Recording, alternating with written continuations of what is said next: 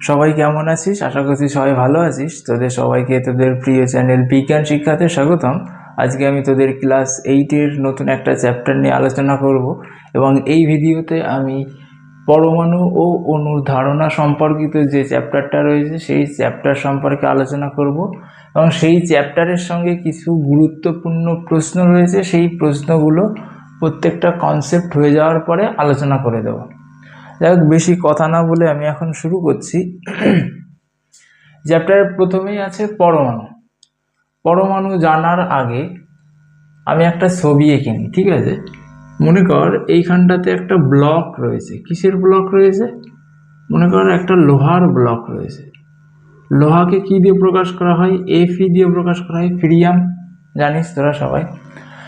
এইবার পরমাণু বুঝতে হলে এই যে লোহার ব্লকটা অঙ্কন করলাম, এই লোহার ব্লককে তোরা অসংখ্য ছোট ছোট বা ক্ষুদ্র ক্ষুদ্র অংশে, এরকমের অসংখ্য ক্ষুদ্র ক্ষুদ্র অংশে ভাঙতে পারবি। বা আমরা এই কথা বলতে পারি এই লোহার ব্লকটা অসংখ্য ক্ষুদ্র ক্ষুদ্র কণা দিয়ে গঠিত। এবং অনেক বছর আগে ডেমোক্রিটাস নামে একজন দার্শনিক ছিলেন। সেই দার্শনিক কি করেছিলেন?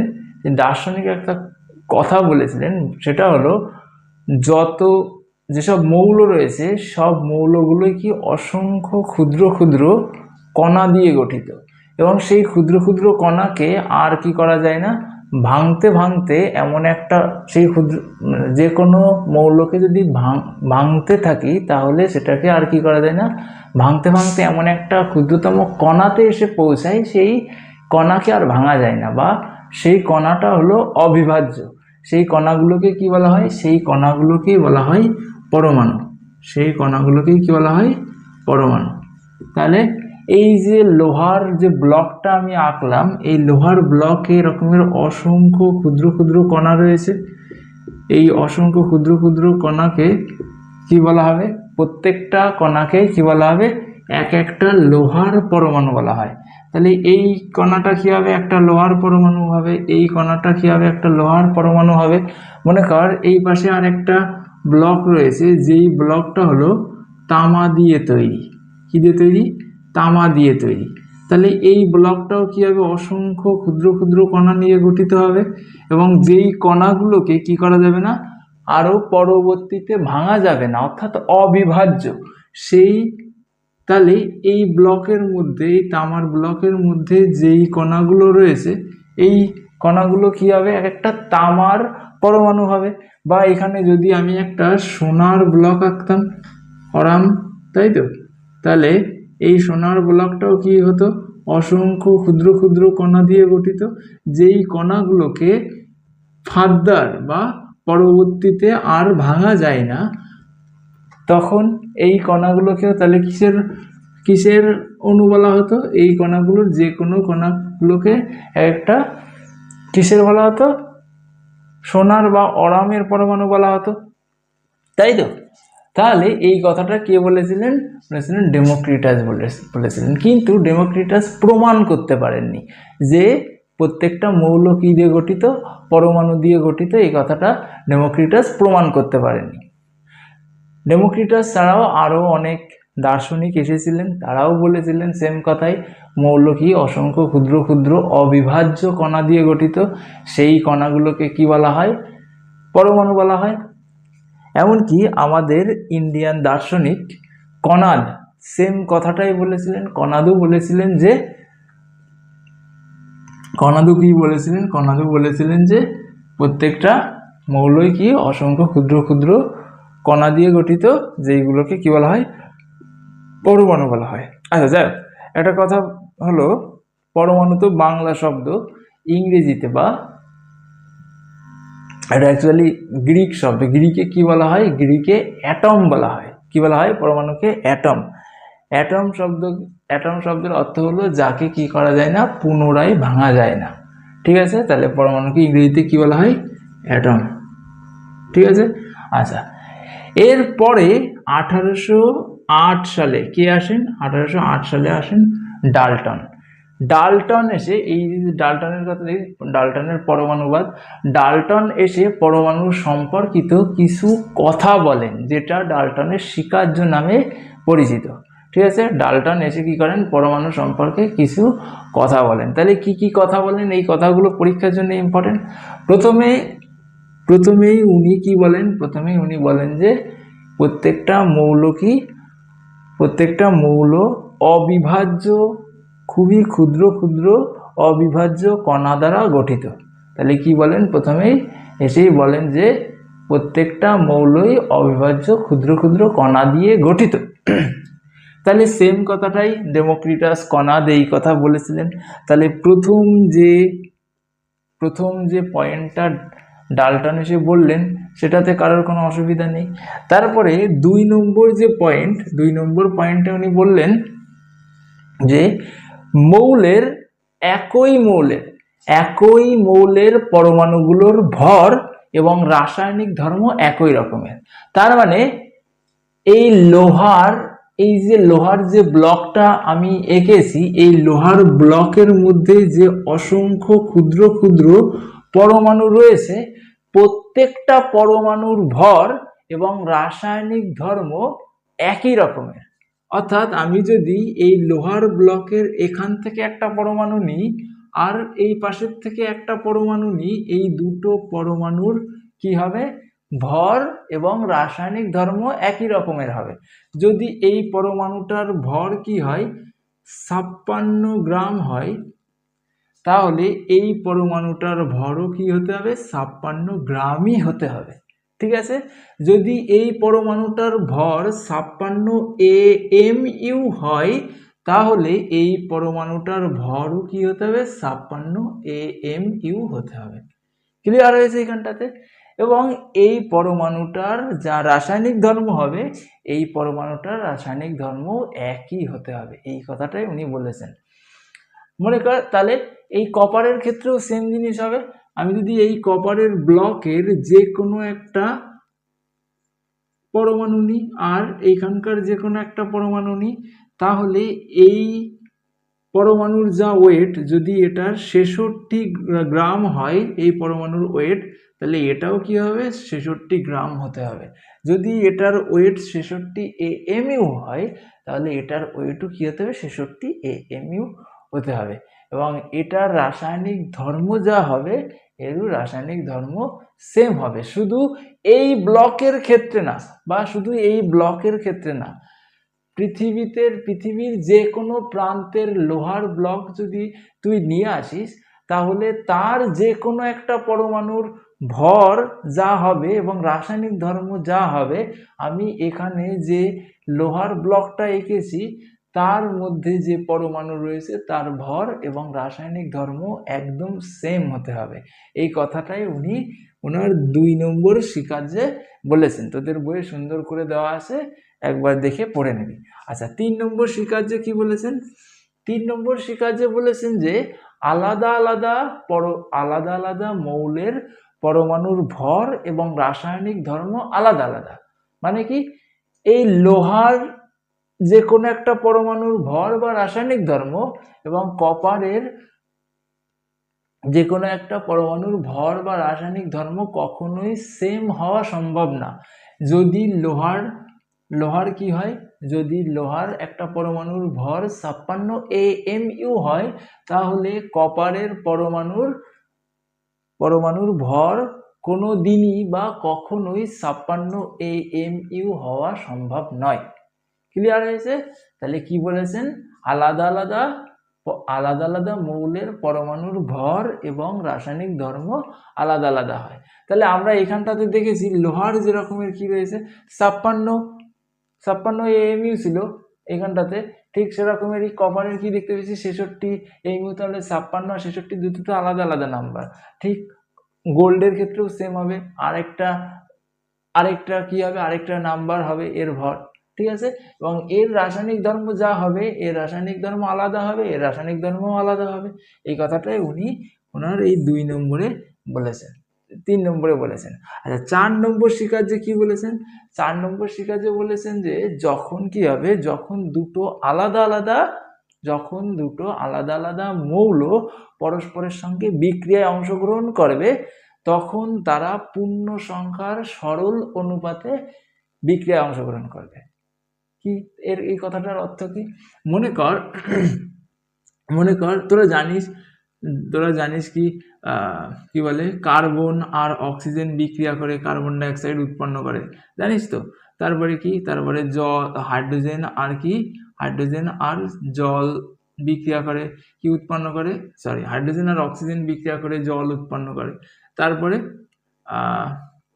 মনে কর জিঙ্ক আর সালফার বিক্রিয়া করে জেডএনএস তৈরি করে। এগুলো জানিস তো তোরা, এরকম সিম্পল বিক্রিয়া তোরা অলরেডি পড়েছিস। তাহলে উনি 4 নম্বর স্বীকার্যে কি বলেছেন, যখন দুটো আলাদা আলাদা মৌল, 2 বা তার বেশি আলাদা আলাদা মৌল বিক্রিয়ায় অংশগ্রহণ করবে, তাহলে এইখানটাতে এই প্রথমে যে কার্বন আর অক্সিজেনের ক্ষেত্রে দেখতে পাচ্ছিস, কার্বন আর অক্সিজেন কি হয়েছে, বিক্রিয়ায় অংশগ্রহণ করেছে। বিক্রিয়ায় অংশগ্রহণ করবে, বিক্রিয়ায় অংশগ্রহণ করার সময় ওরা কি করবে, ওরা যখন যুক্ত হবে তখন সর্বদাই পূর্ণ সংখ্যার সরল অনুপাতে যুক্ত হবে। এবার পূর্ণ সংখ্যার সরল অনুপাত কি জিনিস? আচ্ছা, পূর্ণ সংখ্যা কি? পূর্ণ সংখ্যা হলো ভগ্নাংশ বাদে যে কোনো সংখ্যা। তাহলে 1, 2, 3, 4, 5 এইগুলো সব কি পূর্ণ সংখ্যা, তাই তো? তাহলে যখন এই কার্বন আর এই অক্সিজেন বিক্রিয়া করবে তখন কি হবে, তখন এই কার্বন আর অক্সিজেনের বা যে কোনো একটা মৌল অন্য একটা মৌলের যুক্ত হওয়ার অনুপাত সর্বদাই কি হতে হবে, পূর্ণ সংখ্যা হতে হবে। হয় একটা, নাই দুটো, বা 3টে, 4টে, 5টে এরকম হতে হবে। 1.567 কার্বন বা 1.325 অক্সিজেন এরকমের যুক্ত হওয়া সম্ভব না, ঠিক আছে? অথবা মনে কর 0.5321 কার্বন আর কি 0.321 অক্সিজেন এরকমের কি হওয়া সম্ভব নয়, এরকমের পরমাণুর যুক্ত হওয়া সম্ভব নয় বিক্রিয়া অংশগ্রহণ করার সময়। আচ্ছা, তাহলে এইখানটাতে দেখ, এইখানটাতে একটা জিনিস খেয়াল কর, এই বিক্রিয়াটাতে আমরা অলরেডি দেখতে পাচ্ছি যে একখানা কার্বনের সঙ্গে কটা, 2খানা অক্সিজেন O2 রয়েছে, তার মানে কি 2খানা অক্সিজেন কি হয়েছে, যুক্ত হয়েছে। তার মানে কি এদের দুইজনের যুক্ত হওয়ার অনুপাত কত, 1:2। তাহলে 1 আর 2 দুটোই কি পূর্ণ সংখ্যা, 1 আর 2 কি দুটোই পূর্ণ সংখ্যা, তাহলে পূর্ণ সংখ্যার সরল অনুপাতে যুক্ত হয়েছে। আবার মনে কর এইখানটাতে দেখ, হাইড্রোজেন কটা রয়েছে, হাইড্রোজেন হলো 2টো, আর অক্সিজেন কটা রয়েছে, অক্সিজেনও 2টো রয়েছে। হাইড্রোজেন পরমাণু কটা রয়েছে, 2টো রয়েছে। অক্সিজেন পরমাণু কটা রয়েছে, 2টো রয়েছে। তাহলে এদেরকে যদি আমরা সিম্পলিফাই করি তাহলে কি হবে, 1:1 হবে, 1:1 হবে। তাহলে 1 আর 1 দুটোই কি পূর্ণ সংখ্যা, আর এটা কি পূর্ণ সংখ্যার সরল অনুপাত। তাই সেই কথাটাই উনি বলেছেন, উনি কি বলেছেন, যখন কি হয় দুটো আলাদা আলাদা মৌল পরস্পরের সঙ্গে রাসায়নিক বিক্রিয়ায় অংশগ্রহণ করে তখন কি হবে, তখন তারা পূর্ণ সংখ্যার সরল অনুপাতে যুক্ত হবে। এইখানটাতে আমরা দেখতে পাচ্ছি এখানেও সেম জিনিসটাই ঘটবে। তোরা যে কোনো এক্সাম্পল নিবি সব জায়গাটাতেই দেখতে পাবি যে ওরা পূর্ণ সংখ্যার সরল অনুপাতে পরস্পরের সঙ্গে যুক্ত আছে। এটা হলো 4 নম্বর স্বীকার্য, খুব ইম্পর্টেন্ট পরীক্ষার জন্য। এইবার ডাল্টন এই স্বীকার্য দিয়ে দেওয়ার পরে কি হয়ে যায়, মারা যায়, ঠিক আছে? বয়স হয়ে যায়, তারপরে মারা যায়। মারা যাওয়ার পরে নতুন আরেকজন বিজ্ঞানী আসে, বিজ্ঞানী এসে বলে, তার নাম কি, সেই বিজ্ঞানীর নাম হলো অ্যাভোগাড্রো, ঠিক আছে? অ্যামেলিও অ্যাভোগাড্রো। অ্যাভোগাড্রো এসে কি বলে, অ্যাভোগাড্রো এসে বলে যে ডাল্টন সাহেব একটুখানি ভুল কথা বলে ফেলেছেন। ডাল্টন কি বলেছেন, একটুখানি ভুল বলেছেন। অর্থাৎ ডাল্টনের এই স্বীকার্যে আরো কিছুটা কমতি ছিল, সেই কমতিগুলো ঠিক করার চিন্তা করেন, ঠিক আছে? কি কমতি ছিল? অ্যাভোগাড্রো বলেন যে এই যে পরমাণু দেখতে পেয়েছি, এখানটাতে আমি পরমাণুর কথা বললাম, অ্যাভোগাড্রো বলেন যে এই পরমাণুরা যুক্ত হয়ে কি তৈরি করতে পারে, অণু তৈরি করতে পারে, ঠিক আছে? তাহলে পরমাণু কি হতে পারে, যুক্ত হয়ে অণু তৈরি করতে পারে। এবার একই মৌলের পরমাণুরাও যুক্ত হয়ে অণু তৈরি করতে পারে, আবার আলাদা মৌলের পরমাণুরাও যুক্ত হয়ে অণু তৈরি করতে পারে। যেরকমের দেখ, হাইড্রোজেন কি করতে পারে? হাইড্রোজেন যখন হাওয়াতে থাকে, ঠিক আছে, বা বাতাসে যখন থাকে, বা তখন কি হয়, তখন এরকমের হাইড্রোজেন পরমাণু রূপে থাকতে পারে না, একা হাইড্রোজেন থাকতে পারে না। এখানটাতে দেখেছিস তো, একটা হাইড্রোজেনের কি লিখেছি, একটা হাইড্রোজেনের পরমাণু লিখেছি। তাহলে বাতাসে বা হাওয়াতে কি হতে পারে না, এরকমের হাইড্রোজেন একা থাকতে পারে না। এই হাইড্রোজেনরা কি করে, ওর পাশে অবস্থিত আরেকটা হাইড্রোজেনের সঙ্গে বন্ধন গঠন করে যুক্ত হয়। এই হাইড্রোজেনটা কি হবে, এর পাশে অবস্থিত আরেকটা হাইড্রোজেনের সঙ্গে যুক্ত হয়ে বন্ধন গঠন করবে। তাহলে এরা দুইজন মিলে কি হবে, একটা অণু তৈরি করবে। কিসের অণু তৈরি করবে? হাইড্রোজেনের অণু তৈরি করবে। ঠিক আছে, অ্যাভোগাড্রো এই কথাটাই বলেছিলেন যে, কি হতে পারে, আলাদা মৌলের পরমাণু বা একই মৌলের পরমাণু কি হতে পারে, পরস্পরের সঙ্গে যুক্ত হয়ে অণু গঠন করতে পারে। ঠিক আছে, তাহলে হাইড্রোজেন কি, হাইড্রোজেন হলো একই মৌলের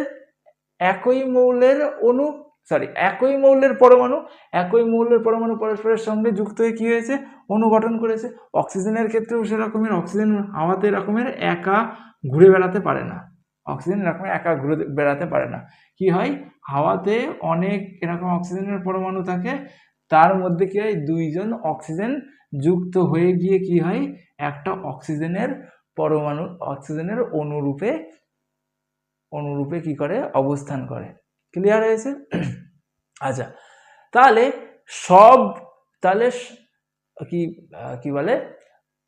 সব মৌলরাই যে সবসময় কি হবে, সব মৌলের পরমাণুরাই পরস্পরের সঙ্গে যুক্ত হয়ে যে অণু গঠন করবে, এরকমের কোনো কথা নেই। যেরকমের লোহার ক্ষেত্রে কি হয়, লোহার পরমাণুরা ওর পাশে অবস্থিত অন্য কোনো পরমাণুর সঙ্গে যুক্ত হয়ে কি উৎপন্ন করে না, যুক্ত হয়ে অণু গঠন করে না। ঠিক আছে, এইখানে যদি একটা লোহার অণু থাকে, তাহলে এই পাশেও তো আরো একটা লোহার পরমাণু রয়েছে, এখানেও একটা লোহার পরমাণু রয়েছে, এখানে একটা লোহার পরমাণু রয়েছে, এখানে একটা লোহার এই লোহার পরমাণুগুলোরা কি হয় না, ওর পাশে অবস্থিত এই যে পরমাণুটা, এই পরমাণুর পাশে এই যে পরমাণু রয়েছে, এই দুইজন পরস্পরের সঙ্গে বিক্রিয়া করে কি করে না, এই দুইজন পরস্পরের সঙ্গে যুক্ত হয়ে অণু গঠন করে না। ঠিক আছে, অর্থাৎ লোহাকে আমরা শুধুমাত্র Fe এই রূপেই লিখতে পারি। ঠিক আছে, অর্থাৎ লোহা কি হয়, পরমাণু রূপেই অবস্থান করতে পারে। কিন্তু সবাই যে লোহার মতো হবে তা তো নয়, কেউ কেউ রয়েছে একা থাকতে পারে না, তার জন্যে ও কি করে, ওর পাশে অবস্থিত আরেকটা পরমাণুর সঙ্গে যুক্ত হয়ে কি করে, অণু গঠন করতে পারে। এই কথাটাই কে বলেছেন, অ্যাভোগাড্রো বলেছেন। ঠিক আছে, আরো একটা কথা বলেছেন যে, আরেকটা কি বলেছেন, এবং আলাদা মৌলের পরমাণুরা যুক্ত হয়েও কি তৈরি করতে পারে, অণু তৈরি করতে পারে। যেরকমের এইখানটাতে দেখ, এইখানটাতে কি হয়েছে, এইখানটাতে আলাদা মৌলের কি রয়েছে, আলাদা মৌলের অণু রয়েছে, তাই তো, হাইড্রোজেন। আবার কি রয়েছে এখানে, আলাদা মৌলের, এই দুটো তো আলাদা মৌল, এটা হলো হাইড্রোজেন মৌল, একটা হলো অক্সিজেন মৌল, দুটো আলাদা মৌল কি হয়েছে, যুক্ত হয়ে নতুন একটা যৌগ গঠন করেছে। সেই যৌগের অণু কি, এটা হলো জল, এটা হলো জলের অণু। ঠিক আছে, বুঝতে পেরেছিস? তাহলে এইখানটাতে দেখ, এইখানটাতে কি হয়েছে, দুটো আলাদা, একটা হলো জিঙ্ক মৌল আর একটা হলো সালফারের মৌল।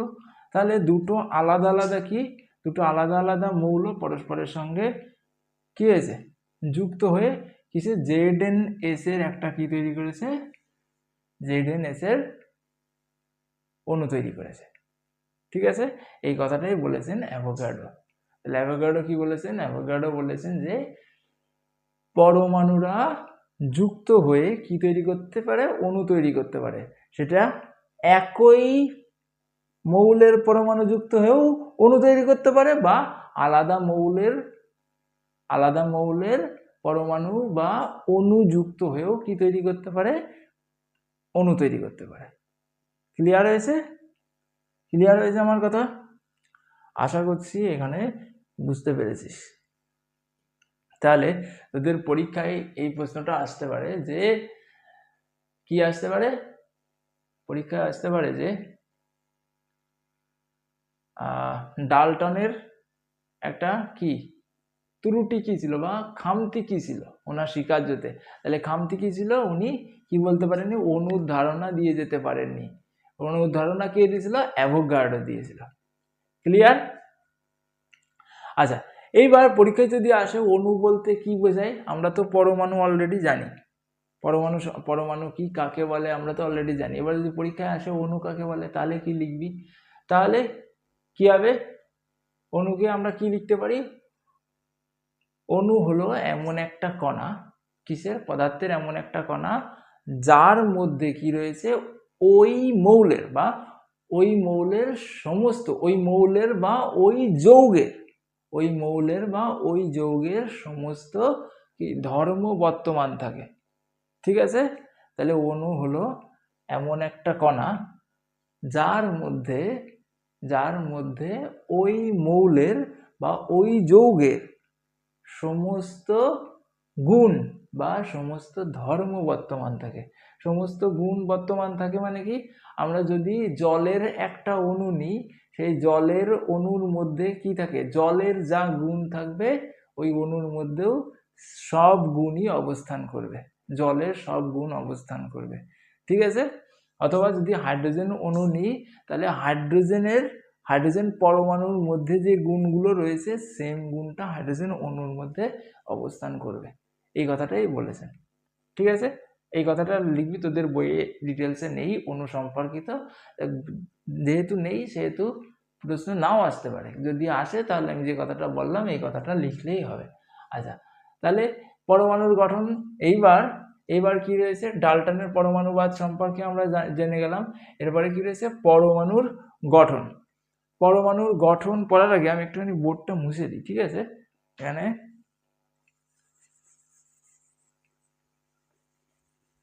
আচ্ছা, পরমাণুর গঠনে কি আছে, এইবার পরবর্তীতে এই যে পরমাণু সম্পর্কিত কথাগুলো বলে গেলেন, ডাল্টন সাহেব বললেন, আরো অনেকে আসলেন বললেন, এরপরে পরমাণু সম্পর্কে কি কি বললেন, অন্য বিজ্ঞানীরা আসলেন, তারা কি কি বললেন। অন্য বিজ্ঞানীরা এসে বললেন যে ডাল্টন কি বলেছিলেন, ডাল্টন বলেছিলেন যে মৌলের অবিভাজ্য কণাই হলো, ক্ষুদ্রতম অবিভাজ্য কণাই হলো পরমাণু। কিন্তু অন্য বিজ্ঞানীরা কি করেছিলেন, এই পরমাণুকেও ভেঙে দেখতে পেরেছিলেন, পরমাণুকেও কি করতে পেরেছিলেন, ভাঙতে পেরেছিলেন। পরমাণুকে ভেঙে কি কি দেখতে পেয়েছিলেন, পরমাণুর মধ্যে দেখতে পেয়েছিলেন যে তিনখানা জিনিস রয়েছে। কি কি রয়েছে, পরমাণুর মধ্যে রয়েছে ইলেকট্রন, প্রোটন আর কি, প্রোটন আর নিউট্রন। ঠিক আছে? এই তিনটে কণার অস্তিত্ব পেয়েছিলেন। পরমাণুকে ভাঙার পরে কি দেখতে পেয়েছিলেন, ইলেকট্রন, প্রোটন আর নিউট্রন, এই তিনটে কণার অস্তিত্ব দেখতে পেয়েছিলেন। এবং বিজ্ঞানীরা তারপরে এই পরমাণুর মধ্যে এই ইলেকট্রনগুলো কি করে অবস্থান করছে, প্রোটনগুলো কি করে অবস্থান করছে, নিউট্রন কি করে অবস্থান করছে, এই সম্পর্কে রাদারফোর্ড একটা পরীক্ষা করেছিলেন। এবং পরীক্ষার মাধ্যমে কি করেছিলেন, পরীক্ষার মাধ্যমে উনি কিছু সিদ্ধান্তে পৌঁছেছিলেন। সেই সিদ্ধান্তের মাধ্যমে আমরা এখন জানতে পারি যে ইলেকট্রনগুলো কি করে অবস্থান করছে, প্রোটনগুলো কি করে অবস্থান করছে আর নিউট্রনগুলো অবস্থান করছে। তোদের বইয়ে এই রাদারফোর্ডের পরীক্ষাটা দেওয়া নেই, যার জন্য আমি এখন এই পরীক্ষাটা এখন তোদের এই বোর্ডে এঁকে দেখাবো না। তোদের যদি কারোর মনে হয় যে তোরা এই পরীক্ষাটা জানতে চাস, তাহলে আমাকে কমেন্ট করে বলবি, তাহলে আমি একটা আলাদা কি করে দেবো, ভিডিও বানিয়ে দেবো। ঠিক আছে? রাদারফোর্ডের এই পরীক্ষা সম্পর্কে। আচ্ছা, তোদের বইয়ে কি আছে? তোদের বইয়ে রাদারফোর্ডের এই সিদ্ধান্ত সম্পর্কে আলোচনা করে দেওয়া আছে। আমি এখন এই সিদ্ধান্ত সম্পর্কেই আলোচনা করে দেব, ঠিক আছে? তাহলে রাদারফোর্ড কি বলেছিলেন? রাদারফোর্ড বলেছিলেন যে পরমাণুর সমস্ত, তোদের আগেই দেখিয়েছি এইখানটাতে যেসব পরমাণুগুলো রয়েছে প্রত্যেকটা পরমাণুর কি রয়েছে? ভর রয়েছে, একটা নির্দিষ্ট ভর রয়েছে। তাহলে রাদারফোর্ড বলেছেন যে প্রত্যেকটা পরমাণুর এই প্রত্যেকটা পরমাণুর অধিকাংশ ভরটাই, প্রত্যেকটা পরমাণুর অধিকাংশ ভরটাই কোথায় থাকে? তার কেন্দ্রে অবস্থান করে। বুঝতে পেরেছিস? কেন্দ্রে অবস্থান করে মানে কি? মানে পরমাণুর একদম মাঝখানে, বা যেটাকে নিউক্লিয়াস বলা হয়, ঠিক আছে? আচ্ছা, এটা প্রথম স্বীকার্য না, প্রথম সিদ্ধান্তে উনি কি বলেছিলেন? প্রথম সিদ্ধান্ত আগে ওটা বলি, ঠিক আছে? প্রথম সিদ্ধান্তে রাদারফোর্ড কি বলেছিলেন? রাদারফোর্ড বলেছিলেন যে পরমাণুর অধিকাংশ জায়গায় ফাঁকা, ঠিক আছে? পরমাণুর অধিকাংশ জায়গায় ফাঁকা, অর্থাৎ মনে কর এইটা যদি একটা পরমাণু হয়, এটা মনে কর একটা লোহার পরমাণু, ঠিক আছে? তাহলে এই পরমাণুর কি হবে? অধিকাংশ জায়গায় কি হবে? এরকমের ফাঁকা হবে, কিচ্ছু নেই এরকমের, এই কথাটাই বলেছেন। তারপরে 2 নম্বর সিদ্ধান্তে কি বলেছেন? পরমাণুর ভর কোথায় থাকে? পরমাণুর নিউক্লিয়াসের মধ্যে পুঞ্জীভূত অবস্থায় থাকে, এবং এই নিউক্লিয়াসটা পরমাণুর সব থেকে ছোট অংশ, ঠিক আছে? যেটা কোথায় থাকে? একদম মাঝে থাকে। এই কথাটা বলেছেন 2 নম্বর স্বীকার্যে, ঠিক আছে? তাহলে কি বলেছেন? প্রথমে কি বলেছেন রাদারফোর্ড? প্রথমে বলেছেন পরমাণুর অধিকাংশ জায়গায় ফাঁকা, এবং পরমাণুর ভর, অধিকাংশ ভরটাই কোথায় থাকে? কোথায় পুঞ্জীভূত অবস্থায় থাকে? পরমাণুর কেন্দ্রে পুঞ্জীভূত অবস্থায় থাকে, যেটার নাম কি দিয়েছেন? যেটার নাম দিয়েছিলেন নিউক্লিয়াস বা কেন্দ্রক, নিউক্লিয়াস বা কেন্দ্রক, ঠিক আছে? তারপরে এই নিউক্লিয়াসের মধ্যে কি কি অবস্থান করে? এই নিউক্লিয়াসের মধ্যেই থাকে হলো প্রোটন আর নিউট্রন। প্রোটন আর কি থাকে? নিউট্রন। এই যে এই প্রোটন হলো ধনাত্মক চার্জ ধর্মী, ঠিক আছে? প্রোটন কেমন দেখতে? প্রোটন হলো ধনাত্মক চার্জ ধর্মী। ধনাত্মক চার্জ মানে কি? পজিটিভ, তাই তো? আর নিউট্রন কি? নিউট্রন হলো নিস্তড়িত, ঠিক আছে? নিস্তড়িত মানে কি? ওর কোনো আধান নেই। তাহলে এই নিউক্লিয়াসের মধ্যে কি থাকে? এই নিউক্লিয়াসের মধ্যে প্রোটন থাকে আর নিউট্রন থাকে। আর এই প্রোটন আর নিউট্রন এরা দুইজন মিলে কি তৈরি হয়? এরা দুইজন মিলেই পরমাণুর কি করে? পরমাণুর ভর। এরা দুইজন মিলেই পরমাণুর কি তৈরি হয়? ভর তৈরি হয়, ঠিক আছে? যেটাকে কি বলা হয়? যেটাকে ভর সংখ্যা বলা হয়। এটাকে কি বলা হয়? ভর সংখ্যা, ঠিক আছে? ক্লিয়ার হয়েছে? এই কথাটাই বলেছিলেন। তাহলে রাদারফোর্ড কি বললেন? আবার বল। রাদারফোর্ড বলেছেন পরমাণুর অধিকাংশ জায়গায় ফাঁকা, এবং পরমাণুর ভর অ্যাকচুয়ালি কোথায় থাকে? ওর কেন্দ্রকে বা নিউক্লিয়াসে একদম মাঝে অবস্থান করে, এবং সেই কেন্দ্রকের মধ্যে কি কি থাকে? সমস্ত ভরটা এই কেন্দ্রকের মধ্যে অবস্থান করে, এবং এই কেন্দ্রকের মধ্যে কে কে অবস্থান করে? প্রোটন আর নিউট্রন অবস্থান করে। আর আরও এই কথা বললেন যে প্রোটনের মধ্যে কি থাকে? প্রোটন কেমন? ধনাত্মক ধর্মী। আর নিউট্রন কেমন? নিউট্রন হলো নিস্তড়িত, অর্থাৎ ওর কোনো আধান নেই। আর এই প্রোটন আর এই নিউট্রন এরা দুইজন যুক্ত হয়ে কি তৈরি হয়? পরমাণুর ভর সংখ্যা বা পরমাণুর ভর তৈরি হয়। ক্লিয়ার হয়েছে? এবং তারপরে কি বললেন? তারপরে বললেন যে পরমাণুর যে ইলেকট্রনগুলো রয়েছে, এই ইলেকট্রনগুলো কি হয়েছে? এই যে পরমাণুর কেন্দ্রক রয়েছে, এই কেন্দ্রককে কেন্দ্র করে কি করছে? ঘুরছে। আলাদা আলাদা কক্ষপথে কারা ঘুরছে? এই ইলেকট্রনগুলো ঘুরছে, ঠিক আছে? ঠিক আমাদের যে সোলার সিস্টেম রয়েছে, একদম মাঝে কে রয়েছে, মাঝে সূর্য রয়েছে এবং সূর্যকে কেন্দ্র করে এক একটা কক্ষপথে এক একটা গ্রহগুলো ঘুরছে, তাই তো? সূর্যকে কেন্দ্র করে একটা কক্ষপথে বুধ ঘুরছে, একটা কক্ষপথে পৃথিবী ঘুরছে, আর আরেকটা কক্ষপথে গিয়ে বৃহস্পতি ঘুরছে, আর একটা কক্ষপথে নেপচুন ঘুরছে, একটা কক্ষপথে কি ঘুরছে, মঙ্গল ঘুরছে। তাহলে তাহলে ঠিক এরকমেরই এই কথাটাই বলেছেন। তাহলে কি বলেছেন যে পরমাণুর যে ইলেকট্রনগুলো রয়েছে সেই ইলেকট্রনগুলো কি হয়েছে, এই যে নিউক্লিয়াস রয়েছে এই নিউক্লিয়াসের চারপাশে কক্ষপথ আছে, আলাদা আলাদা কক্ষপথ রয়েছে, এই কক্ষপথগুলোতে ইলেকট্রনগুলো ঘুরছে, এই কথাটা বলেছেন। ঠিক আছে? আচ্ছা, ইলেকট্রনগুলো যে সূর্যের কি বলে সূর্যের চারপাশে যে গ্রহগুলো ঘুরছে, সূর্যের চারপাশে গ্রহগুলো যেভাবে ঘুরছে, ইলেকট্রনগুলো ঠিক সেইভাবেই নিউক্লিয়াসের চারপাশে বা কেন্দ্রকের চারপাশে ঘুরছে। এই কথাটা কে বলেছেন? এই কথাটা বলেছেন নিলস বোর। কে বলেছেন? Niels Bohr. ঠিক আছে?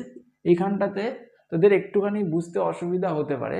দেখ, প্রথমে বলেছি যে রাদারফোর্ডের সিদ্ধান্তে কি বলেছে, পরমাণুর অধিকাংশ জায়গায় ফাঁকা, তার মধ্যে বেশিরভাগই শূন্য স্থান, এবং একদম মাঝে একটা জায়গা থাকে যেটাকে নিউক্লিয়াস বলে, এবং এই নিউক্লিয়াসের মধ্যেই পরমাণুর সমস্ত ভর কি থাকে, পুঞ্জীভূত অবস্থায় থাকে। আর এই নিউক্লিয়াসের মধ্যে কে কে থাকে? প্রোটন থাকে আর নিউট্রন থাকে। প্রোটনের একজন কি ধনাত্মক চার্জধর্মী আর নিউট্রন কি নিস্তড়িৎ।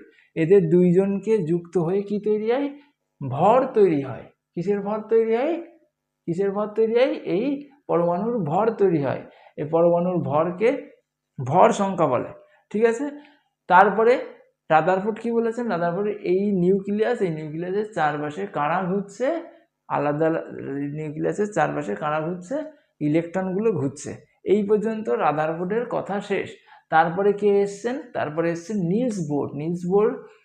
কি বলেছেন? নিলস বোর দেখিয়েছেন কি করে এই ইলেকট্রনগুলো কি করে ঘুরছে। ঠিক আছে? ইলেকট্রনগুলো কি করে ঘুরছে, নিলস বোর বললেন যে ইলেকট্রনগুলো সৌরজগতে সূর্যের চারপাশে যেসব গ্রহগুলো রয়েছে সেই গ্রহগুলো যেভাবে ঘুরছে, ঠিক সেরকমেরই ইলেকট্রনগুলো নিউক্লিয়াসের চারপাশে ঘুরছে। ক্লিয়ার হয়েছে? তাহলে এখানটাতে ক্লিয়ার হয়েছে? তাহলে আমরা এখন যেসব পরমাণুর মডেল সম্পর্কে জানবো, ঠিক আছে? তোদের বইয়ে কিসের মডেল দেওয়া আছে? হাইড্রোজেন, কার্বন আর অক্সিজেনের মডেল দেওয়া রয়েছে, পরমাণুর মডেল। এখন আমরা এই নিলস বোর যেইভাবে মডেল দিয়েছেন, বা নিলস বোর যেইভাবে কি দিয়েছেন, এই মডেল সম্পর্কিত যে তথ্য দিয়েছেন সেইভাবে আমরা জানবো। ঠিক আছে? তাহলে সেইভাবে আমরা আঁকবো কিসের চিত্র? নিউক্লিয়াস, তারপরে কি হয়েছে, তার চারপাশে কক্ষপথ রয়েছে, সেই কক্ষপথের মধ্যে কক্ষপথে কারা ঘুরছে, ইলেকট্রনরা ঘুরছে। এই মডেলটা আমরা আঁকবো। কার মডেল? এটা হলো নিলস বোরের মডেল। পরীক্ষায় আসতে পারে যে আমরা বইয়ে যেই মডেলটা অঙ্কন করি সেই মডেলটা রাদারফোর্ডের নাকি নিলস বোরের মডেল। তাহলে কার লিখতে হবে? নিলস বোরের মডেল আমরা আঁকি। নিলস বোর কার সঙ্গে তুলনা করেছেন? নিলস বোর সৌরজগতের চারপাশে, অর্থাৎ সূর্যের চারপাশে তার গ্রহগুলো যেভাবে ঘুরছে তার সঙ্গে তুলনা করেছেন। ঠিক আছে? তাহলে এই কথাটা লিখতে হবে। আচ্ছা, তাহলে প্রথমেই আরো কিছু কথা বলতে ভুলে গেছি, সেটা হলো এই পরমাণুর মধ্যে যে কটা প্রোটন থাকে সেই কটাই কি থাকে? ইলেকট্রন থাকে। এবং ইলেকট্রন কি ধর্মী? ঋণাত্মক ধর্মী। তাহলে দেখ, যদি 10খানা প্রোটন থাকে কোনো একটা পরমাণুর মধ্যে, তাহলে কি হবে? ইলেকট্রনও কি হতে হবে? 10খানা হতে হবে। কেন? কারণ কি, 10খানা ইলেকট্রনের চার্জ কত হবে? 10-, আর 10খানা প্রোটনের চার্জ কত হবে? 10+। 10+ আর 10- যুক্ত হয়ে গিয়ে কি হয়ে যাবে? শূন্য হয়ে যাবে। আর শূন্য হয়ে যায় বলেই তো পরমাণুরা নিস্তড়িত হয়। বুঝলি নিস্তড়িত মানে কি, মনে কর তুই কি করলি, তোর চারপাশে যে কোনো মনে কর লোহা রয়েছে, ঠিক আছে, জানালার যে শিকগুলো থাকে সেই শিকগুলোতে হাত দিলে কি শক করে? শক করে না। কেন করে না? কারণ এইগুলো নিস্তড়িত। অথবা অথবা যখন ভাত খাস, ভাতের যে থালা রয়েছে সেই থালাতে হাত দিলে কি শক করে? শক করে না। কেন? কারণ এই মৌলটা নিস্তড়িত। সব মৌলই কি হয়? নিস্তড়িত হয়, যার কারণে শক করে না, ঠিক আছে। আর নিস্তড়িত হতে হলে কি করতে হয়? নিস্তড়িত হতে হলে যে কটা প্লাস থাকতে হবে পরমাণুর মধ্যে, অর্থাৎ যে কটা প্রোটন থাকতে হবে, ঠিক সেই কটাই কি থাকতে হবে? মাইনাস থাকতে হবে, অর্থাৎ ঠিক সেই কটাই ইলেকট্রন থাকতে হবে। তাহলে প্রোটনের সংখ্যা আর ইলেকট্রনের সংখ্যা যুক্ত হয়ে গিয়ে কি হয়? প্লাস আর মাইনাস হয়ে গিয়ে শূন্য হয়ে যায়, অর্থাৎ ক্যান্সেল আউট হয়ে যায়। তার জন্য সমস্ত পরমাণুরাই কি? নিস্তড়িত। এইখানটাতে দেখ আমি 8 নম্বরে একটা প্রশ্ন দিয়েছি, পরমাণুরা নিস্তড়িত কেন?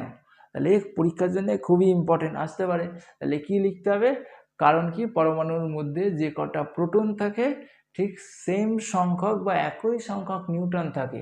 প্রোটন কি ধনাত্মক চার্জধর্মী আর নিউট্রন কি ইলেকট্রন কি? ইলেকট্রন হলো ঋণাত্মক চার্জধর্মী। তাহলে প্রোটনের সংখ্যা আর ইলেকট্রনের সংখ্যা সমান হওয়ার কারণে এবং এরা বিপরীতধর্মী হওয়ার কারণে এদের চার্জ শূন্য হয়ে যায়, তার জন্য এরা কি? নিস্তড়িত। এই কথাটাই লিখতে হবে। যদি কি হতো? যদি প্রোটনের সংখ্যা একটা বেশি থাকতো বা ইলেকট্রনের সংখ্যা কি হতো? একখানা বেশি থাকতো বা কম থাকতো, তাহলে কি হতো? তাহলে কিন্তু ওরা নিস্তড়িত হতো না, অর্থাৎ ওদেরকে হাত দিলে কি হতে পারতো? ওদেরকে হাত দিলে শক মারতে পারতো, ঠিক আছে। বুঝতে পারিস? তখন ওরা কিসে পরিণত হয়ে যেত? আয়নে পরিণত হয়ে যেত। কিসে পরিণত হয়ে যেত? আয়নে পরিণত হয়ে যেত। যাই হোক, আয়নে পরিণত হওয়ার কথা আমি পরে বলবো। তাহলে প্রথমে আমি কি পরমাণুর মডেল সম্পর্কে আলোচনা করি। কিসের পরমাণুর মডেল? যেরকমের হাইড্রোজেনের কি? হাইড্রোজেনের মধ্যে কি রয়েছে? একখানা প্রোটন রয়েছে। তাহলে হাইড্রোজেনের মধ্যে যদি একখানা প্রোটন থাকে তাহলে কি হবে? একখানা নিউট্রন থাকতে হবে, একখানা কি থাকতে হবে? ইলেকট্রন থাকতে হবে। আমি কি বললাম? হাইড্রোজেনের মধ্যে একটা কি রয়েছে? হাইড্রোজেনের মধ্যে একটা কি আছে? প্রোটন রয়েছে। একখানা প্রোটনকে পি দিয়ে প্রকাশ করলাম। তাহলে একখানা প্রোটন যদি থাকে তাহলে হাইড্রোজেনের মধ্যে একখানা কি হতে হবে? ইলেকট্রনও একটা থাকতে হবে। তাহলে হাইড্রোজেনের মডেল আমি কি করে আঁকবো? তাহলে প্রথমে আমাকে কি করতে হবে? প্রথমে আমাকে হাইড্রোজেনের কেন্দ্রক অঙ্কন করতে হবে, তাই তো? হাইড্রোজেনের কেন্দ্রক অঙ্কন করতে হবে। কেন্দ্রকের মধ্যে কি থাকবে? কেন্দ্রকের মধ্যে একখানা প্রোটন থাকবে, এইভাবে লিখলাম। আচ্ছা, আর কি থাকবে কেন্দ্রকের মধ্যে? কেন্দ্রকের মধ্যে থাকবে নিউট্রন থাকবে। কি থাকবে? নিউট্রন থাকবে। আচ্ছা, এরপরে কি হবে? এরপরে আর একটা কি আছে? আর এটা তাহলে আমাদের কেন্দ্রক অঙ্কন হয়ে গেল। কেন্দ্রকের চারপাশে কি থাকবে? কেন্দ্রকের চারপাশে কি থাকবে? কেন্দ্রকের চারপাশে একটা কক্ষপথ থাকবে। সেই কক্ষপথে কে থাকবে? সেই কক্ষপথে কে থাকবে? ইলেকট্রন থাকবে। তাহলে সেই কক্ষপথে কে থাকবে? ইলেকট্রন থাকবে। বুঝতে পেরেছিস? তাহলে কটা ইলেকট্রন রয়েছে? হাইড্রোজেনের কটা ইলেকট্রন রয়েছে? হাইড্রোজেনের একটা ইলেকট্রন রয়েছে। তাহলে হাইড্রোজেনের যেহেতু একটা ইলেকট্রন রয়েছে, তাহলে এই একটা ইলেকট্রন কি হবে? এই কক্ষপথে থাকবে। ক্লিয়ার হয়েছে? ক্লিয়ার হয়েছে? আচ্ছা, এবার মনে কর কিসের মডেল আঁকি আমরা? কার্বনের মডেল আঁকি। কিসের মডেল? কার্বনের মডেল আঁকি। আচ্ছা, আমি এবার একটুখানি মুছে দিই, ঠিক আছে? এখানে জায়গা নেই।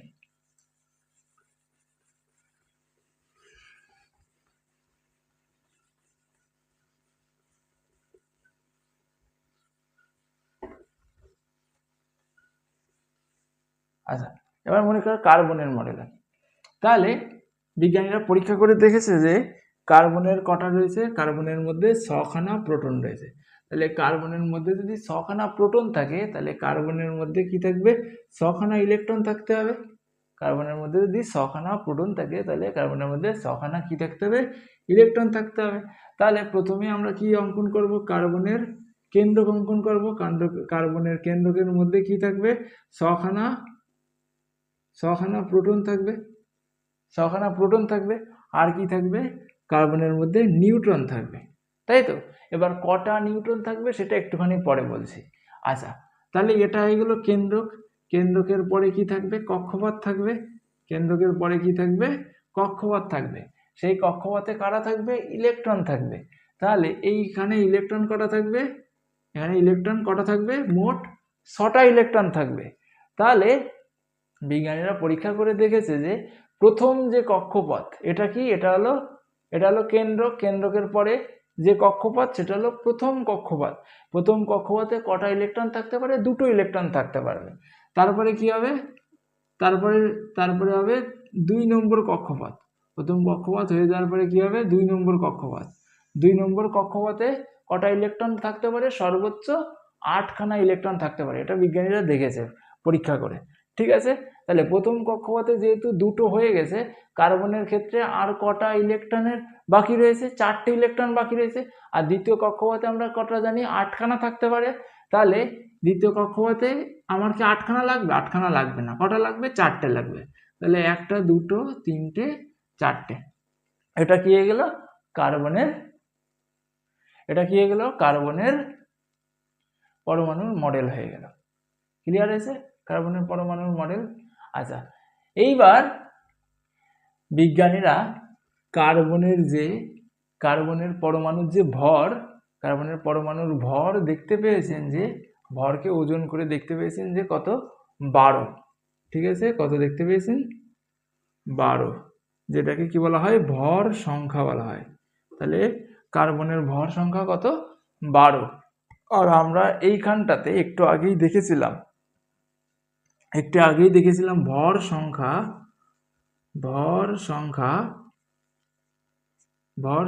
সমান কি, প্রোটন প্লাস নিউট্রনের সংখ্যা। প্রোটনের সংখ্যা প্লাস নিউট্রনের সংখ্যা এখানেই দেখেছিলাম। তাহলে কার্বনের ভর সংখ্যা যদি 12 দেওয়া থাকে, তার আমরা প্রোটনের সংখ্যা অলরেডি জেনেছি 6, তাহলে নিউট্রন কটা হবে, নিউট্রন সমান 12 - 6 6টা। তাহলে এইখানটাতে কটা হবে, এইখানটাতে কটা হবে, এইখানটাতে নিউটন হবেও 6টা। তাহলে নিউটন কটা হবে, নিউটনও হতে হবে 6টা। বুঝতে পেরেছিস? আচ্ছা, সব সময় যে প্রোটনের সংখ্যা নিউটনের সংখ্যা সমান হবে এরকমের কোনো কথা নেই। প্রোটনের সংখ্যা আর নিউটনের সংখ্যা কি হতে পারে, আলাদা হতে পারে। যেরকমের মনে কর এইখানটাতে কি রয়েছে, ক্লোরিন দেওয়া রয়েছে। ক্লোরিনের বিজ্ঞানীরা পরীক্ষা করে দেখতে পেয়েছে যে ক্লোরিনের ভর কত, 35। কত, 35, বা ক্লোরিনের ভর সংখ্যা কত, 35। আর কি, ক্লোরিনের প্রোটনের সংখ্যা কত, ক্লোরিনের প্রোটনের সংখ্যা হলো 17। ক্লোরিনের প্রোটনের সংখ্যা কত, 17। তাহলে ক্লোরিনের প্রোটনের সংখ্যা যদি 17 হয়, ক্লোরিনের প্রোটনের সংখ্যা যদি 17 হয়, তাহলে কি হবে, ইলেকট্রনের সংখ্যাও কটা হবে, 17ই হতে হবে। 17খানা ইলেকট্রন, কারণ আমরা জানি প্রোটনের সংখ্যাও যা থাকে ইলেকট্রনের সংখ্যাও তাই হবে। আচ্ছা, তাহলে ক্লোরিনের কি দেওয়া রয়েছে এখানটাতে, এটা হলো ভর সংখ্যা দেওয়া রয়েছে, ভর সংখ্যা। আর আমরা কি জানি, ভর সংখ্যা সমান প্রোটন প্লাস নিউট্রনের সংখ্যা। তাহলে ভর সংখ্যা কত, ভর সংখ্যা হলো 35। আর প্রোটনের সংখ্যা কত, প্রোটনের সংখ্যা হলো 17।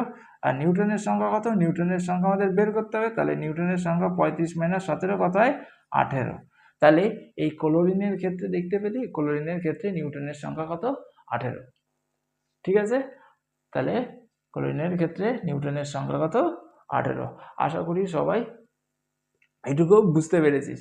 তাহলে আমরা কি জানতে পারলাম, প্রোটনের সংখ্যা আর ইলেকট্রনের সংখ্যা সমান হয়, কিন্তু প্রোটনের সংখ্যা নিউটনের সংখ্যা কখনো কখনো সমান হতে পারে, বা কখনো কখনো অসমানও হয়। তাহলে এটাও আমরা জানলাম। আর কি জানলাম, আর জানলাম যে ভর সংখ্যা সমান ভর সংখ্যা যদি দেওয়া থাকে, ভর সংখ্যা সমান আমরা কি জানলাম, প্রোটনের সংখ্যা নিউটনের সংখ্যা যোগ করলে ভর সংখ্যা পাই। এটুকু ক্লিয়ার হয়েছে? আচ্ছা, পরমাণুর আরেকটা মডেল দেওয়া আছে, সেটা হলো অক্সিজেনের মডেল। তাহলে অক্সিজেনের বিজ্ঞানীরা দেখেছে যে অক্সিজেনের ভর কত, অক্সিজেনের ভর হলো 16। অক্সিজেনের ভর কত, 16। আর দেখেছি যে অক্সিজেনের প্রোটনের সংখ্যা কত, প্রোটনের সংখ্যা হলো 8। তাহলে অক্সিজেনের প্রোটনের সংখ্যা যদি 8 হয় তাহলে কি হবে, ইলেকট্রনের সংখ্যাও 8টা হবে। আর ভর সংখ্যা যদি 16 হয়, আমরা ভর সংখ্যা সমান কি জানি, ভর সংখ্যা সমান জানলাম প্রোটনের সংখ্যা যোগ নিউট্রনের সংখ্যা। তাহলে ভর সংখ্যা কত, 16 দেওয়া রয়েছে, প্রোটনের সংখ্যা কত, প্রোটনের সংখ্যা 8, নিউট্রনের সংখ্যা আমাদের বের করতে হবে, নিউট্রনের সংখ্যা কত হবে, 8টা হবে। এটা হলো অক্সিজেনের। তাহলে অক্সিজেনের যে নিলস বোরের যে মডেলটা রয়েছে সেই মডেলটা আমরা অঙ্কন করতে পারি। তাহলে কেন্দ্র হবে, কেন্দ্রে কি হবে, কেন্দ্রে থাকবে প্রোটন। তাহলে প্রোটন কটা রয়েছে, প্রোটন হলো 8টা, 8খানা প্রোটন। আর এখানে নিউট্রন বের করলাম, নিউট্রনও কটা হবে, 8খানা নিউট্রন। আচ্ছা, এটা হলো কেন্দ্রক। এবার কেন্দ্রকের বাইরে কি হবে, প্রথমে কক্ষপথ, প্রথম কক্ষপথে কটা ইলেকট্রন থাকবে, আমরা জানি 2খানা ইলেকট্রন থাকতে পারে। তাহলে প্রথম কক্ষপথে 2টো ইলেকট্রন দিয়ে দিলাম। আমার আরো কটা ইলেকট্রন রাখতে হবে, অক্সিজেনের ক্ষেত্রে আরো 6টা রাখতে হবে। তাহলে সেই 6টা কোন কক্ষপথে হবে, 2 নম্বর কক্ষপথে হবে। 2 নম্বর কক্ষপথে কি হতে পারে, সর্বোচ্চ 8টা থাকতে পারে, কিন্তু অক্সিজেনের কি 8টা লাগবে, অক্সিজেনের তো 8টা লাগবে না, অক্সিজেনের কটা লাগবে, 6টা লাগবে। তাহলে অক্সিজেনের 2 নম্বর কক্ষপথে কটা রাখবো, 1টা 2টো 3টে 4টে 5টা, এই হলো 6টা।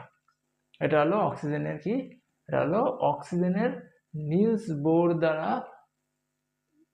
বোর যে মডেল দিয়েছিলেন পরমাণুর মডেল, সেই পরমাণুর মডেল। আশা করি এটুকু তোরা বুঝতে পেরেছিস, তোদের কোনো অসুবিধা হবে না। বইয়ের থেকে একটুখানি দেখবি, পরীক্ষায় কিন্তু এখান থেকে প্রশ্ন আসবেই আসবে, খুব ইম্পর্টেন্ট পরীক্ষার জন্য, খুব ভীষণ ইম্পর্টেন্ট। আচ্ছা, তাহলে এইটুকু ক্লিয়ার, পরমাণুর মডেল ক্লিয়ার হয়েছে। এরপরে যেই 6 নম্বর জিনিস রয়েছে, 6 নম্বরে আছে পরমাণুর ক্রমাঙ্ক আর ভর সংখ্যা। আমি অলরেডি ভর সংখ্যা সম্পর্কে তোদের আলোচনা করে দিয়েছি। ভর সংখ্যা সম্পর্কে আমি কি বলেছি, প্রোটনের সংখ্যা নিউট্রনের সংখ্যা যোগফলকে ভর সংখ্যা বলা হয়। আচ্ছা, আরেকটা জিনিস হলো, সেটা দেওয়া আছে পরমাণুর ক্রমাঙ্ক। ক্রমাঙ্ক কি জিনিস, ক্রমাঙ্ক হলো রোল নাম্বার। তোদের ক্লাসে তোদের যে রকমের রোল নাম্বার ডাকে স্যার ম্যামরা, কি ডাকে 1 2 3 4, এই রোল নাম্বার কি জন্য ডাকে, যাতে করে সাজানো যায়, স্টুডেন্টকে একটা লেভেলে সাজানো যায়। ঠিক সেরকমেরই কি করা হয়, ঠিক সেরকমেরই এই মৌলগুলোকে, আমাদের যেসব মৌলগুলো রয়েছে, আমাদের কত 118 মতো যে মৌলগুলো পৃথিবীতে বা প্রকৃতিতে পাওয়া যায়, এই মৌলগুলোকে কি করা যায়, সাজাতে হবে। কিসে সাজাতে হবে, একটা পর্যায়ে সাজাতে হবে। যদি না সাজাই তাহলে সেগুলো তো বিশৃঙ্খল অবস্থায় হয়ে যাবে, তাই না? তার জন্যে পরমাণুগুলোর তো আর পরীক্ষা নেওয়া যায় না। তোদের যেরকম পরীক্ষা নিয়ে তোদের একটা রোল নাম্বার দেওয়া হয় বা পরমাণু তোদের ক্রমাঙ্ক দেওয়া হয়, পরমাণুর তো এরকম করে পরীক্ষা নেওয়া যায় না। তাহলে পরমাণুর কি করে ক্রমাঙ্ক দেওয়া হবে, কি করে সাজাবে? বিজ্ঞানীরা বললো যে এই যে প্রোটনের সংখ্যা, এই প্রোটনের সংখ্যাকেই কি বলো, প্রোটনের সংখ্যাকে আমরা পরমাণুর ক্রমাঙ্ক বলবো, ঠিক আছে? এবং প্রোটনের সংখ্যা অনুযায়ী আমরা পরমাণুগুলোকে কি করব, সাজাবো, ঠিক আছে? তাহলে কি বললেন বিজ্ঞানীরা, বললেন যে প্রোটনের সংখ্যাকে আমরা পরমাণুর ক্রমাঙ্ক বলবো, এবং এই প্রোটনের সংখ্যা অনুযায়ী আমরা পরমাণুগুলোকে সাজাবো। ক্লিয়ার হয়েছে?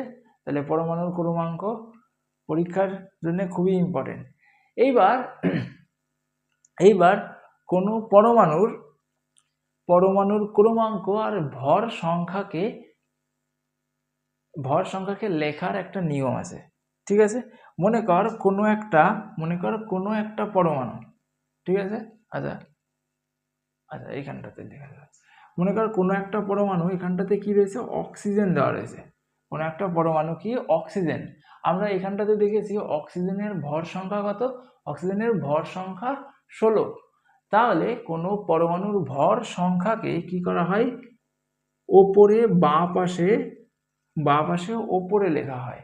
আর কি, আর প্রোটনের সংখ্যা বা পরমাণুর ক্রমাঙ্ক কি কোথায় লেখা হয়, বাম পাশে নিচেই লেখা হয়। তাহলে অক্সিজেনের কত আমরা জানলাম, অক্সিজেন হলো 8। তাহলে কি হবে, অক্সিজেনের এইভাবে করে লিখতে হবে।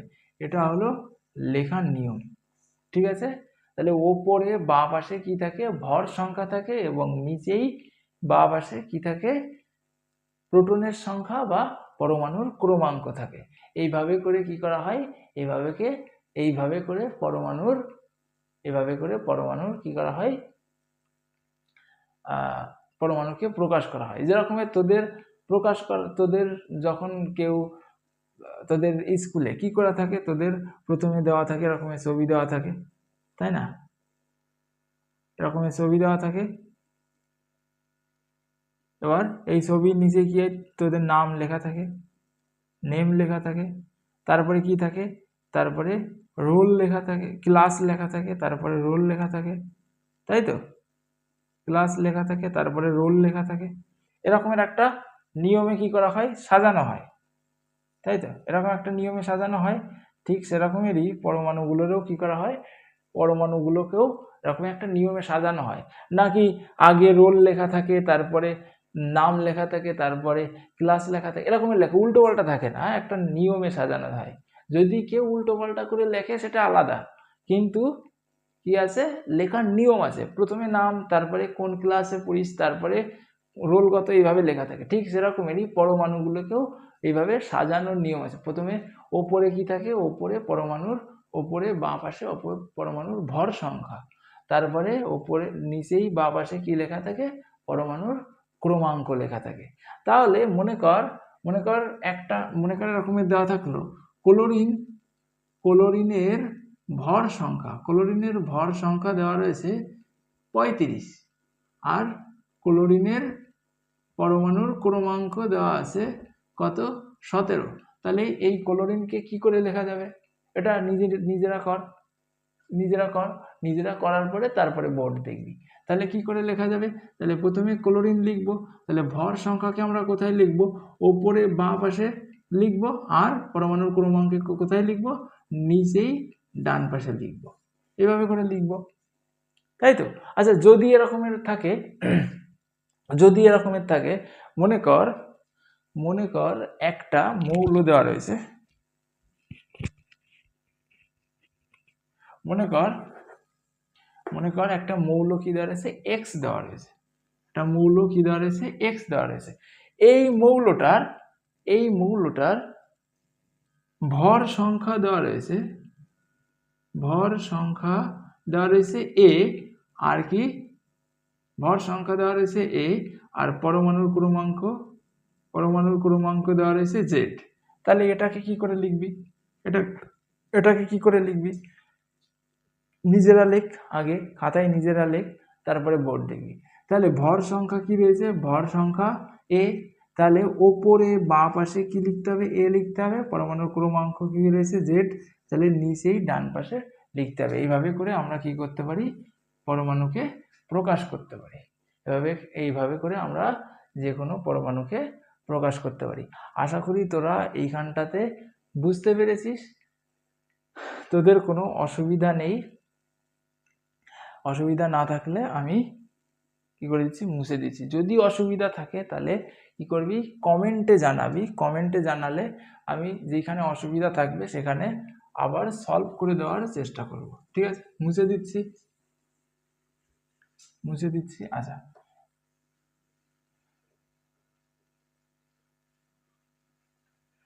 এরপরে দেখ 10 দাগে আমি একটা প্রশ্ন নিয়েছি। 10 দাগের এই প্রশ্নটা তোরা নিজেরাই করতে পারবি, খুব সোজা। 10 দাগের প্রশ্নটা পর কি বলেছে, এই জিনিসটা এখানে লেখা রয়েছে ক্লোরিন Cl ওপরে 35 আর নিচেই 17, এই জিনিসটা পরীক্ষায় দেওয়া রয়েছে। এবার এই জিনিসটার থেকে তোরা কি জানতে পারছিস, তাহলে এইখানটাতে ভিডিও পজ করে নিজেরা কি করার চেষ্টা কর, খাতায় লেখার চেষ্টা কর এখান থেকে কি বুঝতে পারছিস।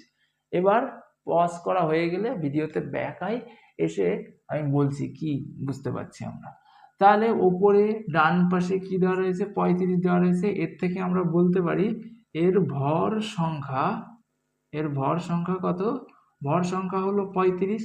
নিচেই বাঁ পাশে কি দেওয়া রয়েছে, 17 দেওয়া রয়েছে। অর্থাৎ পরমাণুর ক্রমাঙ্ক কত,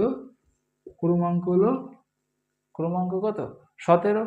আর আমরা কি জানি, পরমাণুর ক্রমাঙ্ক সমান সমান প্রোটনের সংখ্যা, প্রোটনের সংখ্যা, আর প্রোটনের সংখ্যাও যেগুলো সেইগুলোই কি ইলেকট্রনের সংখ্যা, ইলেকট্রনের সংখ্যা, তাই তো। আর আমরা আরো একটা জিনিস জানি, ভর সংখ্যা মানে কি, ভর সংখ্যা মানে হলো, ভর সংখ্যা কথার অর্থ কি, প্রোটনের সংখ্যা প্লাস নিউট্রনের সংখ্যা। তাহলে ভর সংখ্যা কত দেওয়া রয়েছে, ভর সংখ্যা হলো 35, প্রোটনের সংখ্যা আমরা কত জানি 17, তার নিউটনের সংখ্যা কত আমাদের বের করতে পারি, তাহলে নিউটন সমান 35 মাইনাস 17 সমান 18। তাহলে এই জিনিসগুলো আমরা শুধুমাত্র এই সিম্বল থেকেই জানতে পারি, এই সিম্বল থেকেই এতগুলো জিনিস জানতে পারি, এবং এখান থেকে প্রশ্ন আসতে পারে, প্রশ্নের পরীক্ষায় দিয়ে দিতে পারে যে এই জিনিস থেকে আমরা কি জানা যায় সেইগুলো লেখো, এই জিনিসটুকু লিখলেই তুই সম্পূর্ণ নাম্বার পাবি এই জায়গায়। আচ্ছা, এরপরে কি আছে, এরপরে রয়েছে আইসোটোপ আর আইসোবার, এটাও পরীক্ষার জন্য ইম্পর্টেন্ট, এটাও পরীক্ষার জন্য। তাহলে এইটুকু সবার হয়েছে, এটুকু সবার হয়েছে। এবার আইসোটোপ আর আইসোবারে চলে। আইসোটোপ আর আইসোবার, আইসোবার কি জিনিস, আইসো যেখানে আইসো লেখা থাকবে সেটার মানে হলো আইসো মানে একই, আইসো শব্দের অর্থ হলো একই বা সেম, আর আইসো বার, বার হলো ভর, তাহলে কি একই ভর। তাহলে যখন কি হয়, যখন দুটো আলাদা আলাদা মৌলের পরমাণুর ভর কি হয়, একই হয়, ভর সংখ্যা একই হয়, কিন্তু প্রোটনের সংখ্যা কি হয়, আলাদা হয়, তখন সেই পরমাণু দ্বয়কে পরস্পরের কি বলা হয়, আইসোবার বলা হয়। বার মানে কি ভর, তাহলে যাদের ভর সংখ্যা একই কিন্তু প্রোটনের সংখ্যা আলাদা তাদেরকে কি বলা হয়, পরস্পরের আইসোবার বলা হয়। তাহলে দেখ, যেরকমের কার্বন, কার্বনের আমরা কি জানি, কার্বনের হলো সি, কার্বনের ভর, কার্বনের ভর সংখ্যা আমরা কি জানি, কার্বনের কি বলে পরমাণুর ক্রমাঙ্ক হলো 6, আর ভর সংখ্যা কত, ভর সংখ্যা হলো 12, এটা আমরা জানি। কিন্তু কিন্তু একটা স্পেশাল কার্বন রয়েছে যেটার কি, যেটার হলো ভর কত, যেটার ভর সংখ্যা 12 না হয়ে কত হয়, 14 হয়, ঠিক আছে। তাহলে এই কার্বন আর কি, আর একটা হলো নাইট্রোজেন, নাইট্রোজেনের কত, নাইট্রোজেনের পরমাণুর ক্রমাঙ্ক কত 7, এবং ভর সংখ্যা কত, ভর সংখ্যা হলো 14। তাহলে এই জায়গাটাতে, এই জায়গাটাতে দেখ এদের দুইজনের ভর সংখ্যা একই, দুইজনের ভর সংখ্যা কত, একই, কিন্তু এই নিচেই দেখ, নিচেই যে প্রোটনের সংখ্যা বা পরমাণুর ক্রমাঙ্ক দেওয়া রয়েছে, এই পরমাণুর ক্রমাঙ্ক আলাদা। তাহলে এই দুটো মৌল পরস্পরের কি, এই দুটো মৌল পরস্পরের আইসোবার, আইসো মানে একই আর বার মানে ভর। তাহলে যেই মৌলের পরমাণুর ভর সংখ্যা একই, দুইজনের ভর সংখ্যা একই কিন্তু পরমাণুর ক্রমাঙ্ক কি আলাদা, অর্থাৎ প্রোটনের সংখ্যা আলাদা, তাদেরকে কি বলা হয়, আইসো বার বলা হয়। আচ্ছা, এখান থেকে আরো একটা জিনিস জানতে পারিস, এখান থেকে আমরা যদি এই দুটোর মাইনাস করি তাহলে কি পাই, এখান থেকে দেখতে পাচ্ছি যে আমরা কিসের সংখ্যা, নিউটনের সংখ্যা দেখতে পাচ্ছি কত, 8 হচ্ছে, আর এখানটাতে নাইট্রোজেনের নিউটন সংখ্যা কত হচ্ছে, 7 হচ্ছে। তাহলে আইসোবারের ক্ষেত্রে কিসের সংখ্যা, নিউট্রনের সংখ্যাও কিন্তু আলাদা হয়, আইসোবারের ক্ষেত্রে কি হয়, নিউট্রনের সংখ্যাও আলাদা, আর কিসের সংখ্যা আলাদা, প্রোটনের সংখ্যা আলাদা, কিন্তু কি জিনিস একই, ভর সংখ্যা একই। পরীক্ষার জন্য খুব ইম্পর্টেন্ট, যদি না বুঝতে পারিস ভিডিও কি করবি, আবার একটুখানি এই পাশে নিয়ে আসবি, নিয়ে এসে আবার ওখান থেকে দেখবি আমি যে কথা বললাম সেই কথাগুলো রিপিট করবি, তাহলে আইসো মানে একই, বার হলো ভর, যাদের ভর একই, যেই মৌলদ্বয়ের পরমাণুর ভর একই কিন্তু কি আলাদা, প্রোটনের সংখ্যা আলাদা বা পরমাণুর ক্রমাঙ্ক আলাদা, তাদেরকে কি বলা হয়, আইসোবার বলা হয়। এবং আইসোবারের ক্ষেত্রে আরো কি দেখতে পেলাম, নিউট্রনের সংখ্যাও আলাদা হয়। আচ্ছা, আইসোটোপ, আইসোটোপ কি, যখন কি হয়, যখন পরমাণুর ক্রমাঙ্ক একই কিন্তু ভর সংখ্যা আলাদা, পরমাণুর ক্রমাঙ্ক একই এর অর্থ হলো দুটো একই পরমাণু, দুটো একই পরমাণু, তাহলে আইসো মানে কি, আইসো মানে একই, আর টোপ কি, যখন কি হয়, যখন দুটো পরমাণুর ক্রমাঙ্ক একই কিন্তু ভর সংখ্যা আলাদা। যেরকম হাইড্রোজেন, এই হাইড্রোজেনের কি, হাইড্রোজেনের পরমাণুর ক্রমাঙ্ক 1, হাইড্রোজেনের পরমাণুর ক্রমাঙ্ক 1। আমরা জানি এই হাইড্রোজেনের কি হয়, হাইড্রোজেনের কখনো কখনো কি হয়, ভর সংখ্যা কি হতে পারে, 2 হতে পারে, কখনো কখনো ভর সংখ্যা কত হতে পারে, 1 হতে পারে, ঠিক আছে, কখনো কখনো 3ও হতে পারে। তাহলে যখন কি হবে, যখন হাইড্রোজেনের এই যে ভর সংখ্যা, মনে কর এখানটাতে 2 রয়েছে হাইড্রোজেনের ভর সংখ্যা, এখানটাতে মনে কর হাইড্রোজেনের ভর সংখ্যা কত রয়েছে, 1 রয়েছে। তাহলে দেখ দুইজনের পরমাণুর ক্রমাঙ্ক একই, এই যে দুটো হাইড্রোজেন লিখলাম, এই দুটো হাইড্রোজেনের পরমাণুর ক্রমাঙ্ক একই কিন্তু এদের ভর সংখ্যা আলাদা। তখন এই দুটো হাইড্রোজেনকে পরস্পরের কি বলা হয়, আইসোটোপ বলা হয়। এবং আইসোটোপ, তাহলে ক্লিয়ার হয়েছে, আইসোটোপের ক্ষেত্রে আইসোটোপ কাদের বলা হবে, যখন ভর সংখ্যা আলাদা কিন্তু পরমাণুর ক্রমাঙ্ক একই, তাদেরকে কি বলা হবে, পরস্পরের আইসোটোপ বলা হয়। এইখানটাতে দেখ আমি একটা প্রশ্ন নিয়েছি যে এই জিনিসগুলো, এই যে এইখানে যে কটা মৌল রয়েছে, মৌলগুলোর মধ্যে আইসোটোপ আর আইসোবার খোঁজো। তাহলে কি অলরেডি আমি এখানটাতে উত্তর লিখেই দিয়েছি, ঠিক আছে, ঠিক আছে। আচ্ছা, তাহলে এটুকু ক্লিয়ার। এরপরে তোদের বইয়ে ছোট্ট একটা কনসেপ্ট রয়েছে, এই কনসেপ্টটা হলো পরমাণুর তুলনায়, পরমাণুর ব্যাসার্ধের তুলনায় পরমাণুর মধ্যে নিউক্লিয়াস খুবই নগণ্য একটা জায়গা দখল করে রাখে। সেটা তো বলেইছিলাম যে এই হলো, যদি একটা পরমাণু হয় তাহলে পরমাণুর মাঝে কি থাকে, নিউক্লিয়াসটা থাকে, এবং এই নিউক্লিয়াসটা খুবই সামান্য একটা জায়গা দখল করে থাকে। তাহলে বিজ্ঞানীরা পরীক্ষা করে দেখেছেন যে এই পরমাণুর ব্যাসার্ধ বা পরমাণুর ব্যাস কিসের তুলনায়, এই নিউক্লিয়াস, ওই পরমাণুর নিউক্লিয়াসের তুলনায় 1 লক্ষ গুণ বড়। কত গুণ বড়, 1 লক্ষ গুণ বড়। এটাকে এইভাবে চিন্তা করতে পারিস, মনে কর কোনো একটা পরমাণুর নিউক্লিয়াস যদি 10 সেন্টিমিটার ব্যাসার্ধের একটা কাচের বলের মতো হয়, তাহলে পরমাণুর ব্যাসার্ধ কত হবে, পরমাণুর ব্যাসার্ধ কত হবে, 1 কিলোমিটার।